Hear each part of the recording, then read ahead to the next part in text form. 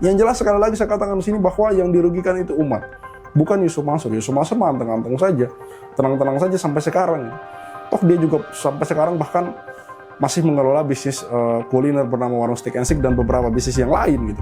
Artinya apa teman-teman? Artinya dia masih aman sentosa, dia masih anteng hahaha kesana kemari. Yang dirugikan di sini jelas umat teman-teman. Yang dirugikan di sini yang jelas para investor yang memang mereka dari awal berharap bahwa dengan menyetorkan sejumlah duit mereka mendapatkan penghasilan seperti yang dijanjikan oleh Yusuf Mansur. Tapi kenyataannya apa teman-teman?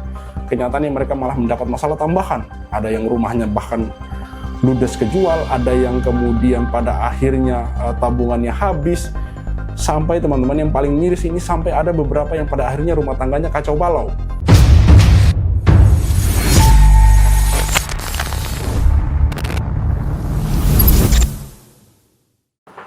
Bismillahirrahmanirrahim. Assalamualaikum warahmatullahi wabarakatuh. Kembali lagi bersama saya Al-Walid dari channel YouTube Thaibah TV.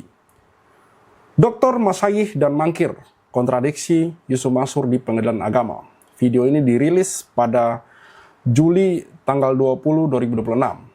Kasus Yusuf Mansur yang kini diperiksa pengadilan berakar dari masa yang jauh.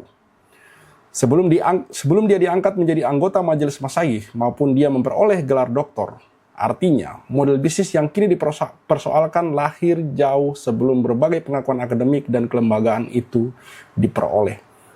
Kasus-kasus yang menimpa Yusuf Mansur hari ini itu dimulai dari tahun 2000-an.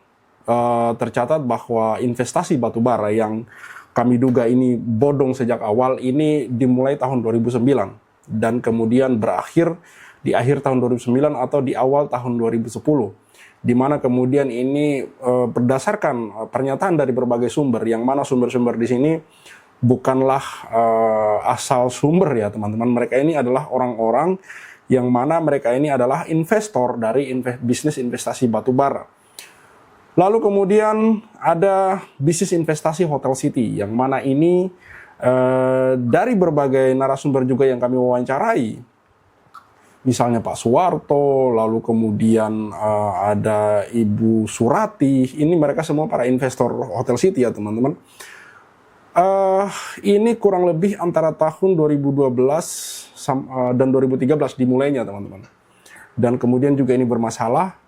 Lalu kemudian ada Paytren, ada Tabung Tanah, Umroh Merdeka, Moya Fidi, dan berbagai program-program lainnya yang kemudian ini juga bermasalah. Namun lucunya, Yusuf Mansur ini di hari-hari ini mendapat hal-hal yang sebenarnya kontradiktif dengan kisah-kisah atau kasus-kasus dia di masa lalu, teman-teman. Ini ada komentar dari netizen yang mengomentari video dari Thaibah TV ini. Jauh panggang dari api, antara teori dan kenyataan berbanding terbalik 180 derajat. Sehat selalu Bang DA, mungkin maksudnya ini Bang Darso Arif ya. Jadi sekali lagi saya mau katakan bahwa betul yang ditulis oleh netizen tersebut, bahwa antara teori dan kenyataan itu jauh dan berbanding terbalik 180 derajat. Memang nanti kita akan simak ulasan dari Pak Darso Arif bahwa teori-teori, bahwa pernyataan-pernyataan dan tulisan-tulisan yang dibuat oleh Yusuf Mansur ini berbanding terbalik dengan fakta atau realitas yang terjadi. Di mana kenyataan teman-teman, dan ini sering kami katakan bahwa Yusuf Mansur membangun bisnis investasi, membangun bisnis yang mana ini mengajak umat untuk berinvestasi di dalamnya. Kalau di waktu lalu saya mengatakan hampir semua, tapi melihat kasus-kasus yang ini terus bermunculan, saya hari ini mengatakan semuanya teman-teman. Bahwa semua bisnis investasi yang dibangun dan dipresentasikan oleh Yusuf Mansur ini semua bermasalah. Bahwa semua bisnis yang mana ini mengajak umat untuk berinvestasi, untuk mengeluarkan sejumlah duit mereka, ini semuanya bermasalah teman-teman. Dan anehnya adalah permasalahan di sini itu tidak ada dasarnya teman-teman. Permasalahan di sini itu adalah seolah-olah kayak duit terkumpul, bisnisnya mandek tanpa alasan yang jelas teman-teman.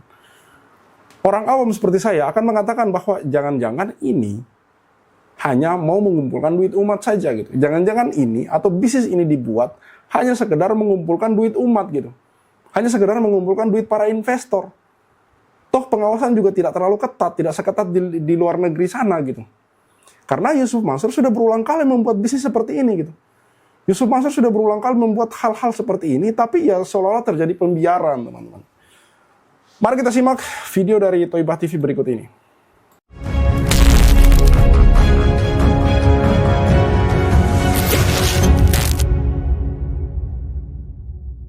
Bismillahirrahmanirrahim. Assalamualaikum warahmatullahi wabarakatuh. Kembali dengan saya Darso Arif Bakuama di Thoibah TV. Hari ini Ahad 19 Juli 2026. Dan video kita kali ini berjudul Doktor, Masyayikh dan Mangkir, kontradiksi Yusuf Mansur di Pengadilan Agama. Saudara-saudara, ada dua pencapaian yang selama beberapa tahun sering ditampilkan Yusuf Mansur kepada publik sebagai simbol pengakuan atas kapasitas keilmuan dan kiprahnya. Yang pertama terjadi pada Desember 2021. Saat itu Menteri Agama Yakut Khalil Qomas mengukuhkan Yusuf Mansur sebagai salah satu dari 9 anggota Majelis Masyayikh periode 2021-2026.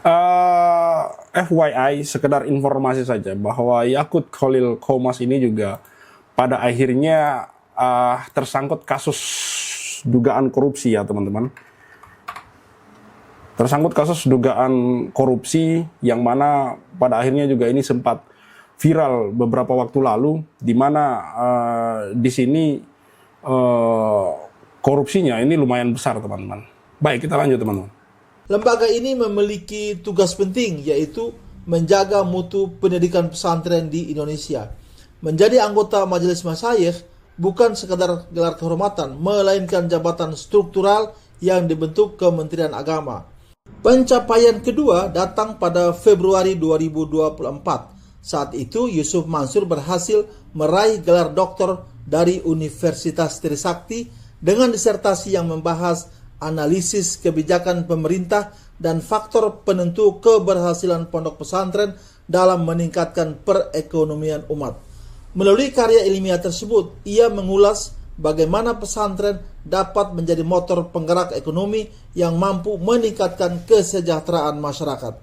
Di atas kertas, kedua pencapaian itu membangun citra Yusuf Mansur sebagai tokoh yang memiliki legitimasi akademik sekaligus moral di bidang ekonomi syariah dan pendidikan pesantren. Namun, ketika perjalanan tersebut dibandingkan dengan berbagai persoalan investasi yang pernah dikelolanya, muncul sebuah ironi yang cukup lebar. Hari ini, Yusuf Mansur kembali menghadapi gugatan sengketa ekonomi syariah di Pengadilan Agama Jakarta Selatan. Perkara tersebut berkaitan dengan investasi batubara yang berawal dari tahun 2009 lalu. Disinilah kontradiksi itu mulai terlihat. Kasus yang kini diperiksa pengadilan justru berakar dari masa yang jauh lebih awal sebelum Yusuf Mansur diangkat menjadi anggota Majelis Masyayikh maupun sebelum dia memperoleh gelar doktor.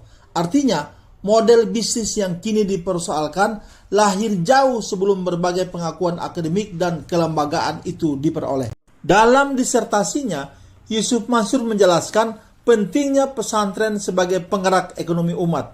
Namun, dalam perkara yang kini bergulir, institusi Darul Quran ikut menjadi pihak yang digugat karena diduga menerima manfaat dari investasi yang dipermasalahkan.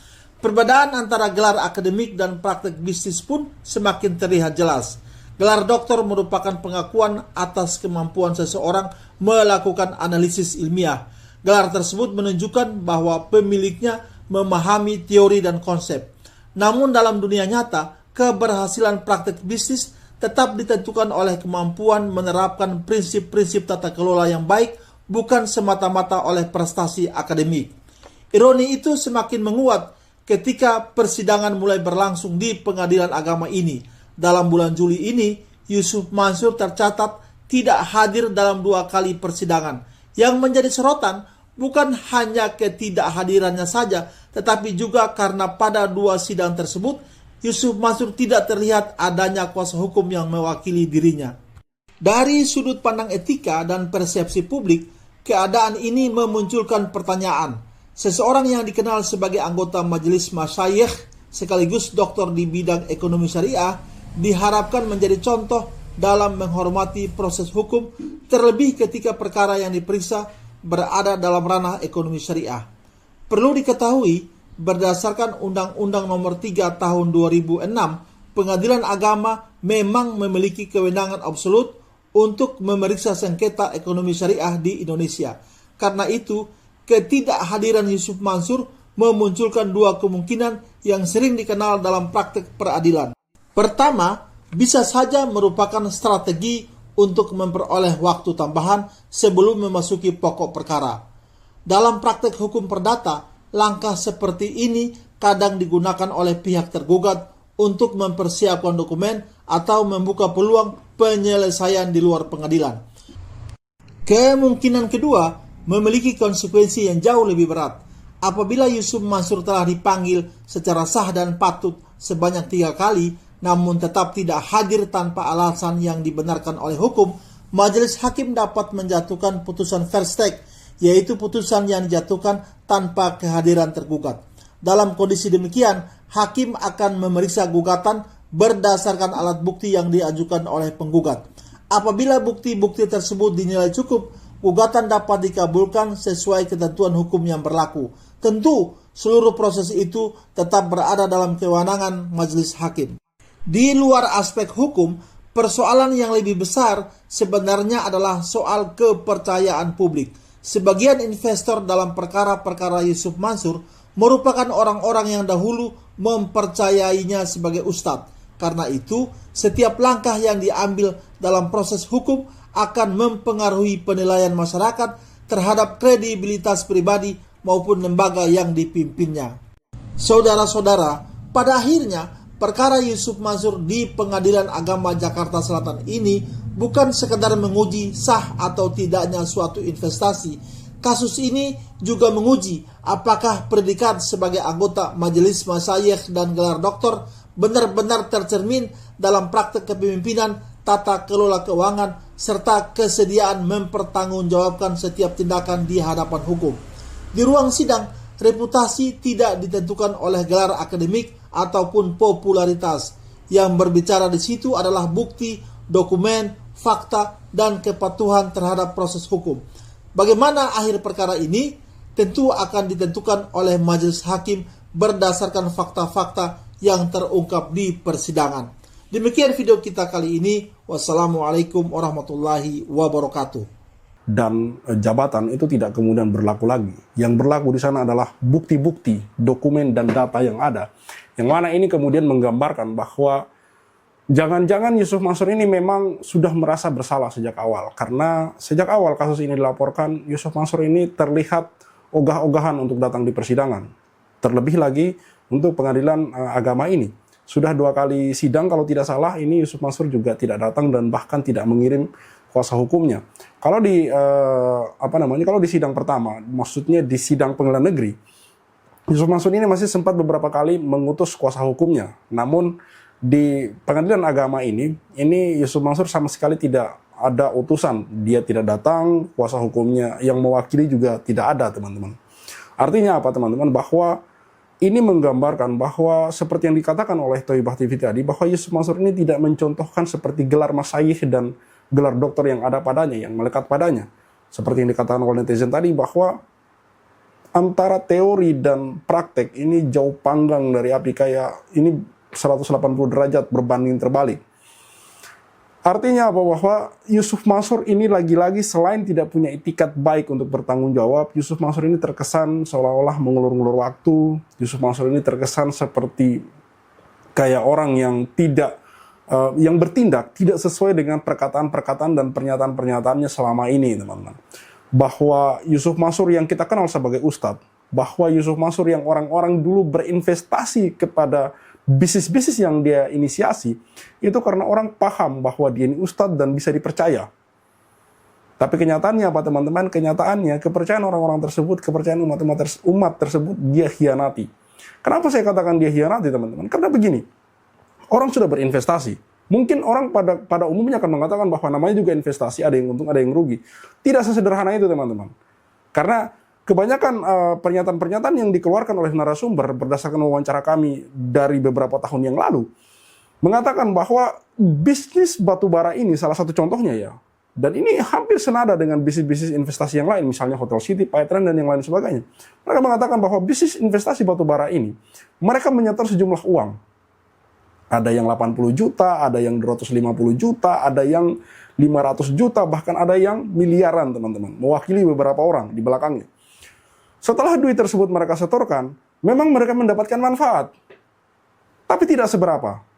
Karena hanya beberapa bulan saja, kurang lebih dari beberapa narasumber yang kami wawancara itu, 2-3 bulan pertama mereka mendapatkan bagi hasil. Kalau tidak salah ada yang dapat puluhan juta, 8 juta. Nanti saya akan ulas kembali teman-teman, karena ini menarik.